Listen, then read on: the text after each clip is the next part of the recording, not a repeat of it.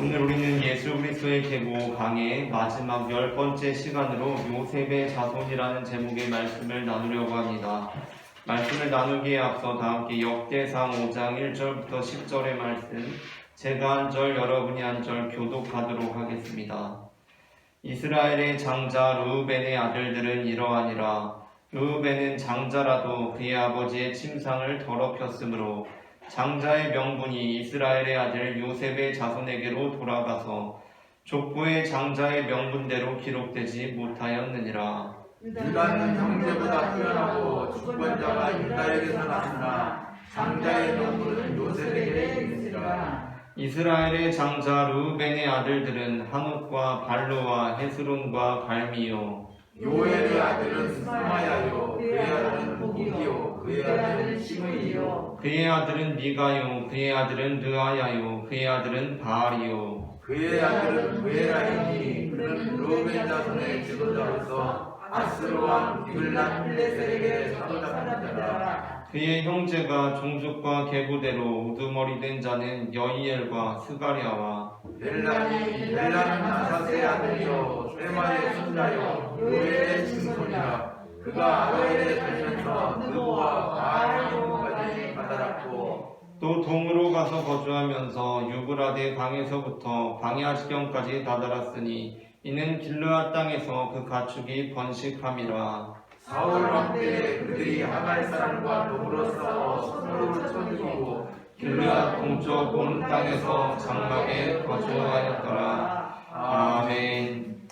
우리는 오늘 예수 그리스도의 계보 강의 마지막 10번째 시간으로 요셉의 자손이라는 제목의 말씀을 나누려고 합니다.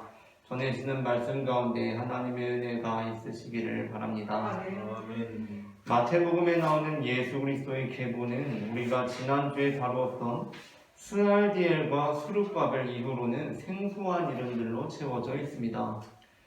마태복음의 계보는 역대상의 계보를 참고로 하고 있으며 다소 생략되고 약간의 차이가 발견되지만 큰 틀에서는 역대상 1장부터 3장의 계보를 벗어나지 않습니다. 그러나 스알디엘과 수룹바벨 이후로는 전혀 생소한 이름들입니다. 왜 그런 것입니까? 이에 대해서는 자료가 부재하기 때문이라고 이유를 댈 수 있습니다. 구약 성경과 신약 성경 사이에는 약 400년간의 침묵 기간이 있습니다.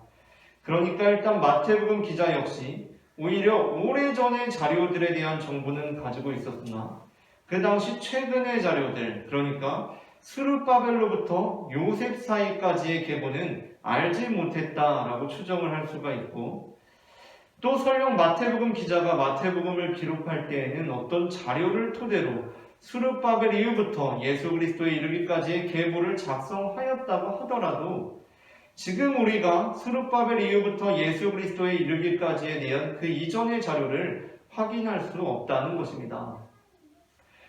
그러나 그렇다고 해도 이상한 부분이 있습니다. 그것은 우리가 보았다시피 역대상 계보는 스룹바벨에서 끝나는 것이 아니라 그 이후로 다소 복잡하기는 하지만 몇 대가 더 기록되어 있다는 것입니다. 지난주에 다루었던 본문에 관한 부분입니다.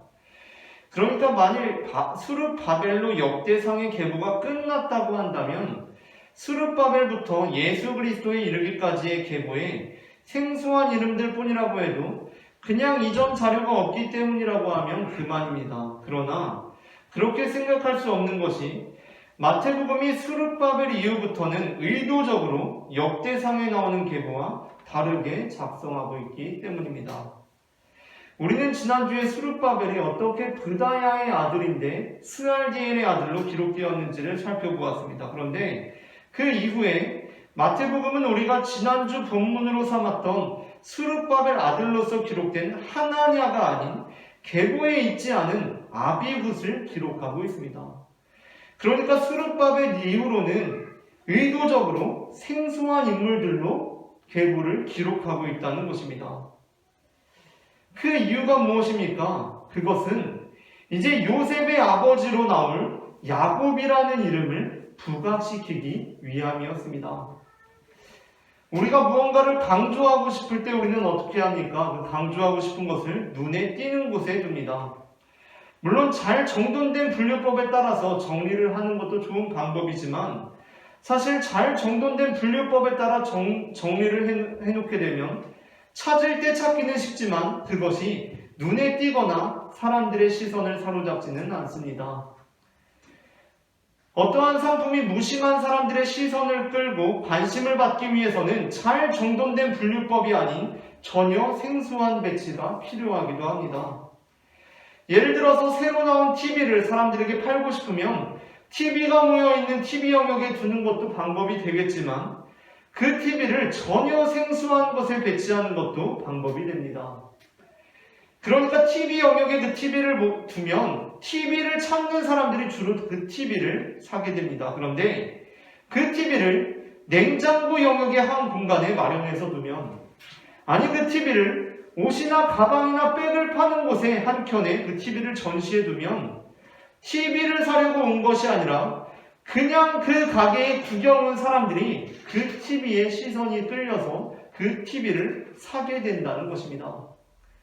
왜냐하면 그 TV가 사람들의 주의를 끌기 때문입니다. 마태복음 기자는 지금 의도적으로 우리에게 생소한 이름들로 계보를 작성하고 있습니다. 그런데 그러다가 아주 익숙한 이름이 나옵니다. 그는 바로 야곱입니다. 예수 그리스도의 계보에는 동일한 이름이 이외에 단 한 명도 나오지 않습니다. 야곱은 마태복음에 기록된 예수 그리스도의 계보에서 유일하게 나오는 동명이인입니다. 물론 우연이라고 할 수 있습니다. 그런데 더 의미심장한 것은 그 야곱의 아들이 요셉이라는 것입니다. 물론 여기서 야곱과 요셉은 창세기의 야곱과 요셉과는 다른 사람들입니다. 여기서 요셉은 창세기의 그 꿈꾸는 사람 요셉이 아니라 예수님의 아버지 요셉입니다. 그런데 마태복음에 나오는 요셉은 어떠한 사람입니까? 마태복음에서 요셉은 꿈꾸는 사람으로 나옵니다. 마태복음 1장 18절부터 20절입니다. 다 함께 앞에 화면을 보시고 합독해 보겠습니다.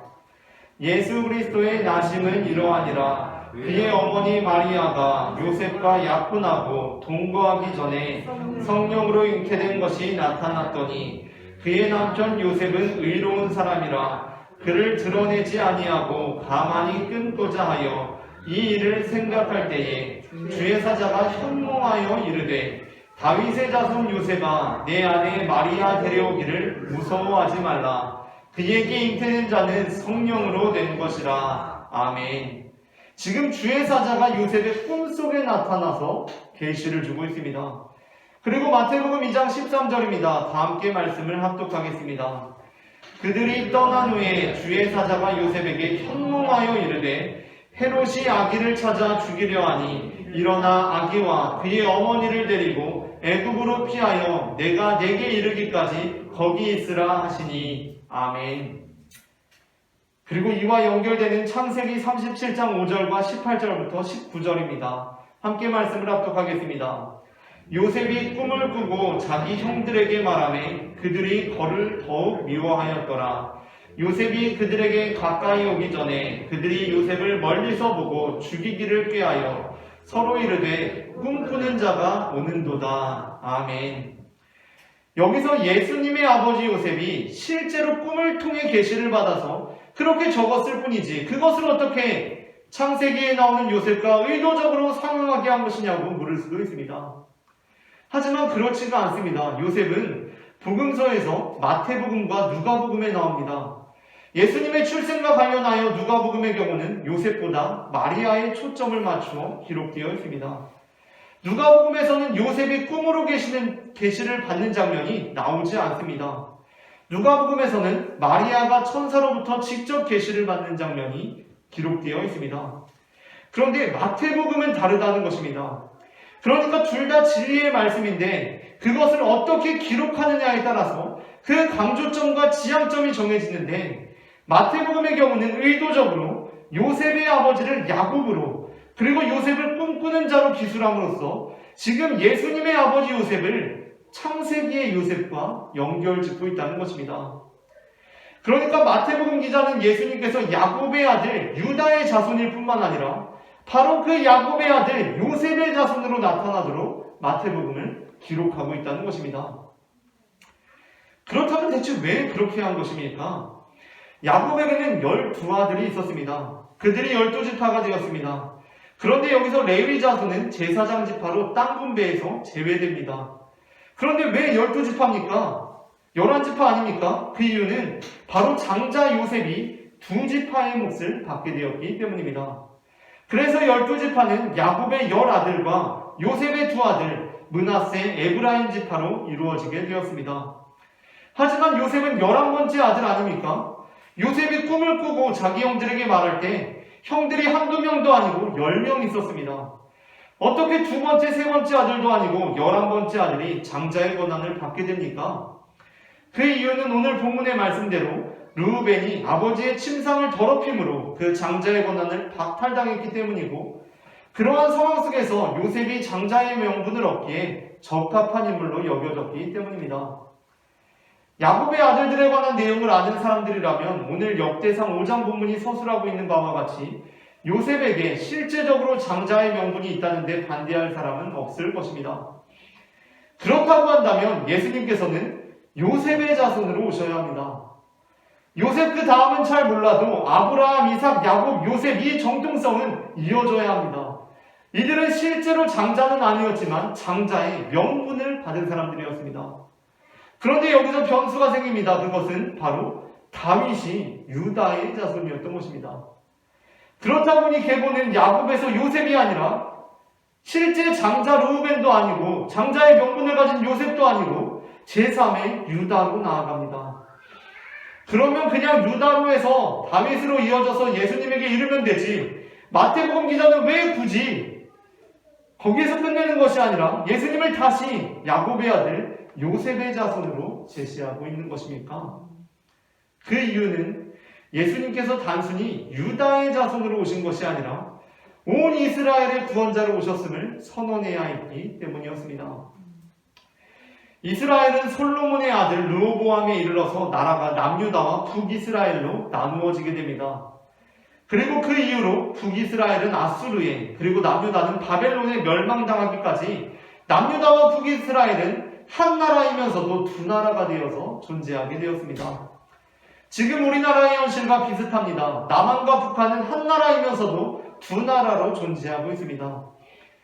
요즘 세대는 북한을 사실상 다른 나라로 볼지도 모르겠습니다. 아니, 이제 요즘 세대를 넘어서 국민들이 통일되기를 바라는지 물으면 통일이 되었으면 좋겠다는 응답보다 오히려 통일이 되지 않았으면 좋겠다는 응답이 훨씬 많다고 합니다. 제가 어릴 때만 해도 학교에서 우리의 소원은 통일이라고 그렇게 참 많이 노래를 불렀었는데 시대가 그만큼 달라진 것입니다. 그러니 북한은 이제 사실상 다른 나라라고 보아도 무방하겠습니다. 하지만 질문을 조금 바꾸어 보면 어떻습니까? 통일이 되었으면 좋겠냐, 안 되었으면 좋겠냐가 아니라 만일 북한의 체제가 스스로 무너져 내린다면 그때 북한이 어느 나라에 수용되어야 하느냐 하는 것입니다. 한 설문단체에서 이렇게 질문을 바꾸어서 조사를 하자 응답이 이전과는 상당히 다르게 나왔다고 합니다. 이제 대부분의 사람들은 중국도 아니고 미국도 아니고 러시아도 일본도 아니고 바로 우리나라가 당연히 북한을 수용해야 한다는 것이었습니다. 북한이 중국이 아니라 우리나라가 되어야 한다는 것입니다. 이처럼 남과 북의 사이는 참 묘합니다. 한 나라인 것 같은데 두 나라고, 두 나라인 것 같은데 또 한 나라입니다. 남유다와 북이스라엘은 그랬다는 것입니다. 그러니까 이 남유다와 북이스라엘에는 묘한 감정이 있습니다. 애증과 갈등이 있습니다. 이러한 감정의 골은 사실 르호보암과 여로보암 때부터 시작된 것도 아닙니다. 우리는 이미 그 전부터 남유다와 북이스라엘에 묘한 긴장관계가 있었음을 발견할 수 있습니다. 우리가 지난주에 나누었던 역대상 3장 1절부터 4절 본문은 이렇게 말씀하고 있습니다. 다 함께 역대상 3장 1절부터 4절 본문을 합독해 보겠습니다. 다윗이 헤브론에서 낳은 아들들은 이러하니 맏아들 암논이라, 이스르엘 여인 아히노암의 소생이요, 둘째는 다니엘이라, 갈멜 여인 아비가일의 소생이요, 셋째는 압살롬이라, 그슬왕 달메의 딸 마아가의 아들이요, 넷째는 아도니아라, 핫깃의 아들이요, 다섯째는 스바냐라, 아비달의 소생이요, 여섯째는 이드르함이라 다윗의 아내 에글라의 소생이니 이 여섯은 헤브론에서 나왔더라. 다윗이 거기서 7년 6개월 다스렸고 또 예루살렘에서 30년간 다스렸으며. 아멘. 다윗은 사울처럼 곧바로 온 이스라엘의 왕으로 등극할 수 없었습니다. 다윗은 사울로부터 시기와 질투를 받으면서 우여곡절 끝에 왕이 되는데, 여기서 중요한 것은 일단 헤브론, 바로 유다 지방에서 왕이 되었다는 것입니다. 그러고 나서 거기서 7년 6개월 다스리고 나서 전 이스라엘을 상징하는 예루살렘에서 온 이스라엘의 왕이 됩니다. 이는 이미 다윗 시대부터 남과 북의 갈등 관계가 있었음을 암시합니다. 남과 북의 갈등이나 괴리가 없는 하나의 공동체라면 결코 그렇게 일이 진행될 수 없기 때문입니다. 그렇다면 이제 북이스라엘은 아수르에게 멸망당한 지 오래되었고 남유다도 바벨론에게 멸망당한 지 오래된 예수님의 시대에는 과연 그러한 과거의 감정들은 다 사라질 수 있지 않겠습니까? 그러나 그렇지도 않았습니다. 이에 대한 예가 요한복음에 잘 나타나 있습니다. 요한복음 4장에서 유대인이셨던 예수님께서는 사마리아로 들어가십니다. 여기서 사마리아가 바로 북이스라엘의 대표적인 도시입니다. 그리고 예수님께서는 그곳에서 한 여인과 대화를 시도하십니다. 그런데 그때 사마리아 여인이 예수님께 하는 말이 무엇입니까? 요한복음 4장 9절 말씀입니다. 다 함께 요한복음 4장 9절 상반절 말씀을 합독해 보겠습니다. 사마리아 여자가 이르되 당신은 유대인으로서 어찌하여 사마리아 여자인 나에게 물을 달라 하나이까 하니. 아멘. 그리고 이에 대해 하반절을 통해 요한복음 기자는 이렇게 보도하고 있습니다. 합독하겠습니다. 이는 유대인이 사마리아인을 상종하지 아니함이로라. 아멘. 이는 예수님 시대에도 여전히 남과 북의 갈등이 있었던 것을 나타냅니다. 그런데 바로 그 북이스라엘을 대표하는 지파가 어디입니까? 바로 에브라임 지파, 요셉 지파입니다. 우리는 여기서 마태복음 기자의 의도를 분명하게 알아챌 수 있습니다.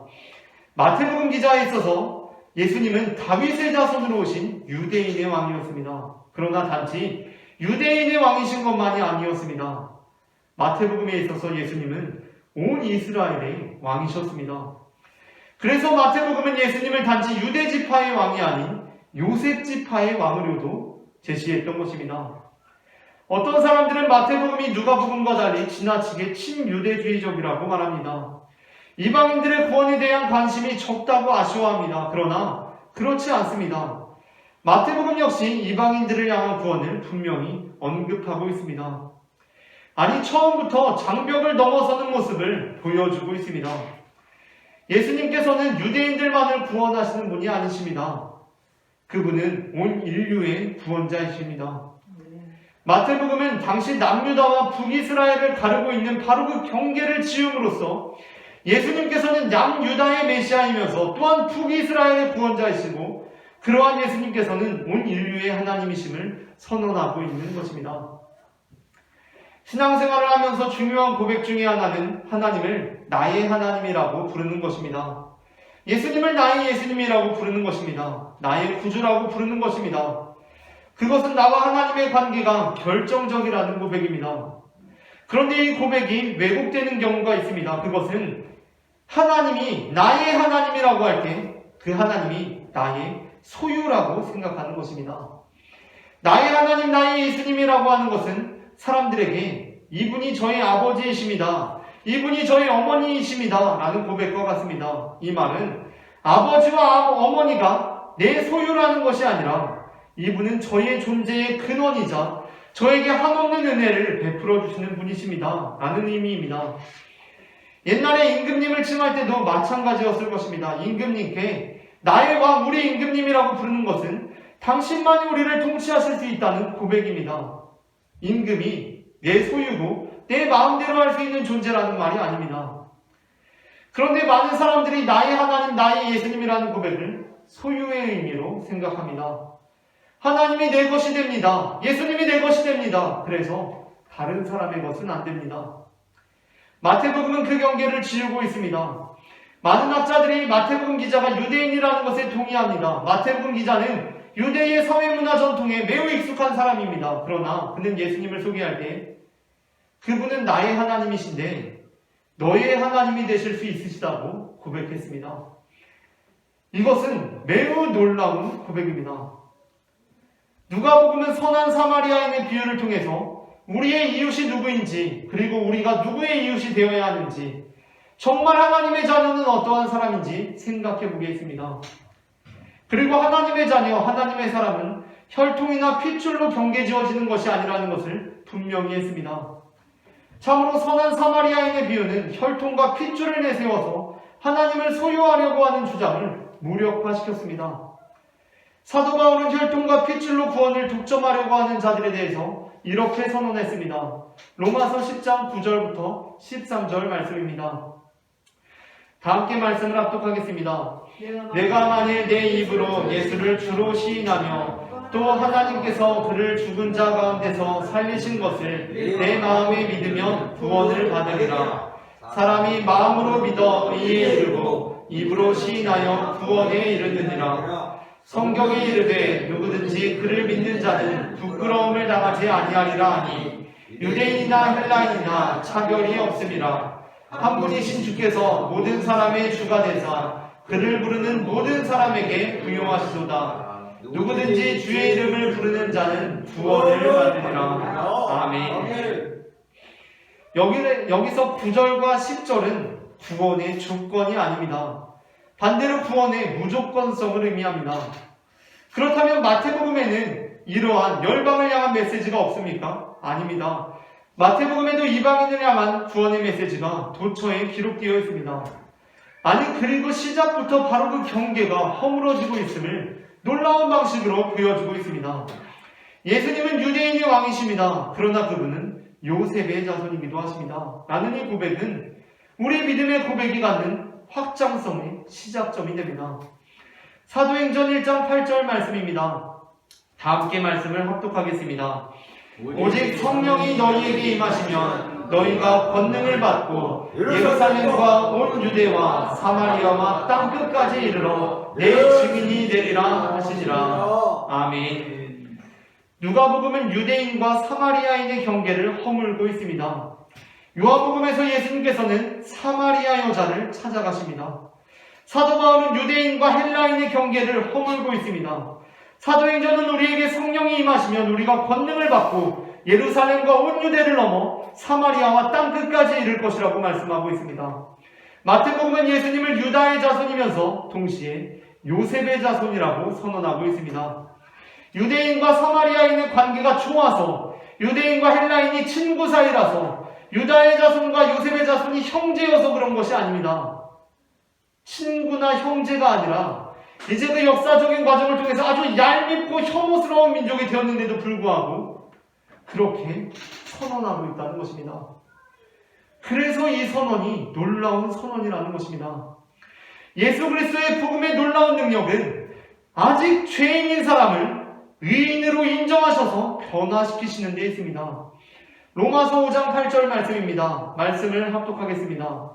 우리가 아직 죄인 되었을 때에 그리스도께서 우리를 위하여 죽으심으로 하나님께서 우리에 대한 자기의 사랑을 확증하셨느니라. 아멘. 우리가 위로워졌을 때가 아닙니다. 우리는 모두 아직 죄인일 때 예수님께서 우리를 죄인이라고 부르심으로써가 아니라 우리를 의인이라고 부르심으로 정말 의롭게 되었습니다. 복음의 능력은 바로 그렇게 함으로써 죄인을 의롭게 이루어가는 것입니다. 물론 교회는 공동체를 지키기 위해서 지혜롭게 처신할 필요가 있습니다. 교회는 악을 긍정하는 곳이 되어서는 안 됩니다. 우리는 악과 싸우는 사람들입니다. 그러나 지금보다 조금 더 성숙하고 지혜로울 필요가 있습니다. 우리는 악을 악으로 규정하고 홍보하고 비난해서 그들을 바꿀 수 있다고 생각해서는 안 됩니다. 설령 그렇게 된다고 하더라도 그것은 성경이 우리에게 가르쳐주는 방법이 아닙니다. 성경은 우리에게 죄인을 의인이라고 부르라고 말씀합니다. 우리의 예수님이 너희의 예수님이라고 고백하고 있습니다. 우리의 예수님이 너희가 우리처럼 될 때에는 그렇게 너희의 예수님이 될 것이라는 의미가 아닙니다. 그러면 그게 무슨 너희의 예수님입니까? 그것은 여전히 우리의 예수님일 뿐입니다. 요셉의 예수님이 될 수 없습니다. 그것이 아니라 우리의 예수님이 정말 너희의 예수님이라고 제시할 수 있어야 한다는 것입니다. 그것이 성경이 우리에게 제시하고 있는 길입니다. 창녀 알곤자는 자신을 둘시네아라고 부르는 돈키호테의 음성이 아주 듣기 싫었습니다. 몸을 팔면서 살고 있는 비천한 자신에게는 알곤자라는 천박한 이름이 잘 어울리며 둘시네아라는 고귀한 여성들이나 쓰는 이름은 어울리지 않는다고 생각했기 때문이었습니다. 그래서 알돈자는 돈키호테에게 내 이름은 알돈자니까 둘시네아라고 부르지 말고 알돈자라고 부르라고 쏘아댑니다. 그러나 돈키호테는 그녀의 고집에 굴하지 않습니다. 제멋대로 그녀를 만날 때마다 알돈자를 둘시네아라고 부릅니다. 둘시네아는 그 당시 고귀한 여성들만 사용하던 이름이었습니다. 알돈자가 둘시네아다운 면모를 지니게 된다면 둘시네아라고 부르겠다고 조건을 걸고 있는 것이 아닙니다. 알돈자는 그냥 여전히 알돈자입니다. 그런데 돈키호테는 알돈자를 계속 둘시네아라고 부릅니다. 둘시네아라고 부릅니다. 둘시네아라고 부릅니다. 그리고 그렇게 알돈자는 조금씩 둘시네아가 되어갑니다. 우리는 우리가 받은 복음의 파급력을 그대로 전달하는 매체가 되어야 합니다. 이제 곧 이번 주에 월드컵이 시작된다고 하는데 축구할 때도 패스를 받으면 그 패스의 템포를 그대로 살려서 이어나가야 합니다. 그게 안 되면 축구를 볼 때 어떻게 됩니까? 답답합니다. 그래서 우리가 매번 축구를 볼 때 막 화를 내고 그러는 거 아닙니까? 사실 우리가 선수들보다 축구를 못하긴 하지만 답답한 건 답답한 겁니다. 아니 그 템포를 살려서 가야지. 패스를 받은 선수가 그거를 받고 주춤거리고 있으면 흐름이 다 깨지고 마는 것입니다. 우리가 아직 죄인 되었을 때 의인으로 불림을 받아서 의인이 되어가고 있다면 우리 역시 아직 죄인인 사람들을 의인으로 부름으로써 그 템포를 그대로 살려나가서 함께 조금씩 의인이 되어가야 합니다. 참 안타까운 것은 우리는 아직 죄인 되었을 때 의인으로 불림받아서 의인이 되었으면서 그 패스를 받고 주춤거리고 있다는 것입니다. 우리는 아직 죄인 되었을 때 의인으로 불림을 받아서 의인이 되었으면서 아직 죄인인 사람들에 대해서는 너희가 의인이 된다면 의인으로 부릴 수 있을 것이라고 말한다는 것입니다. 참 이상한 논리입니다. 나는 아직 죄인일 때 의인으로 불러주셔서 의인이 되었다고 말하면서 아직 죄인인 사람들에 대해서는 도무지 의인이라고 불러주지 않습니다. 왜 그러냐고 하니까 의인이라고 했다가 자기가 진짜 의인인 줄 알면 어떻게 하냐고 합니다. 아니 그러면 하나님께서는 당신한테 의인이라고 했다가 자기가 진짜 의인인 줄 알 수도 있는데 왜 우리를 의인이라고 불러주신 것입니까? 성경은 우리에게 모든 사람들을 하나님의 자녀라고 부를 때 모든 사람들이 하나님의 자녀가 되어갈 것이라는 희망을 보여줍니다. 이게 참 어렵고도 주저되는 길인데 죄인을 의인이라고 부를 때 그가 진짜 자기가 의인인 줄 알고 착각하는 것이 아니라 그 죄인이 정말 의인이 될 것이라고 말씀합니다. 그리고 우리가 아니 착각하면 어떡합니까? 그 근거가 있습니까? 라고 그 근거를 대보라고 하면 그것은 바로 당신이 근거라고 말씀합니다. 바로 당신이 아직 죄인 되었을 때 의인이라고 불러주셨을 때 그래서 나 진짜 의인인가 보다 착각한 것이 아니라 조금씩 의인이 되어가고 있는 그 근거라는 것입니다. 죄인인 우리를 의인으로 부르신 하나님을 찬양합니다. 아멘. 그리고 우리도 하나님처럼 용기 있게 죄인을 의인으로 부름으로 그들의 삶이 변화될 수 있도록 돕는 하나님의 자녀들이 되기를 소망합니다. 아멘. 흐름을 끊지 말고 템포를 살려가는 하나님의 복음 패스마스터가 되시기를 바랍니다. 아멘. 마태복음의 기자가 복음서를 시작하며 내가 믿는 예수 그리스도는 유대의 자손이지만 유다의 자손이지만 또한 요셉의 자손이기도 합니다. 라고 고백한 것처럼 여기에는 그냥 요셉의 자손이 아니라 내가 그렇게 미워하고 싫어하고 혐오하는 이라는 표현이 복음으로 덮여져서 가려져서 아니 사라지고 초월되어서 있는 것입니다.